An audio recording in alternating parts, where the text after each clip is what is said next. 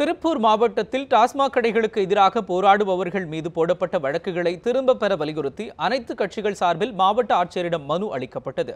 திருப்பூர் மாவட்டம் முதலிப்பாளையத்தில் கடந்த மாதம் நடந்த டாஸ்மாக் கடைக்கு எதிரான போராட்டத்தில் ஈடுபட்ட பெண்கள் உட்பட 200 பேர் மீது வழக்கு பதிவு செய்யப்பட்டது. தற்போது மேலும் 32 பெண்கள் மீது வழக்கு பதிவு செய்யப்பட்டு சம்மன் அனுப்பப்பட்டுள்ளதாக தகவல் வெளியாகியுள்ளது. இந்நிலையில் சாமளாபுரத்தில் மீண்டும் மதுபான கடை திறந்ததற்கு எதிராகவும் அந்த கடையை அகற்றக் கோரியும் கடந்த 2 நாட்களாக ஏராளமான பெண்கள் உண்ணாவிரத போராட்டத்தில் ஈடுபட்டனர்.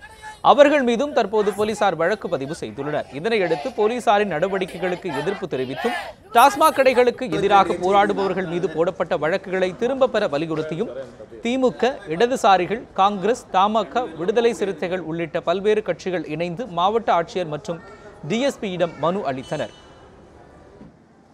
புதிதாக 16 பெண்கள் உள்பட 32 பேர் மீது மீண்டும் வழக்கிருக்கிறது.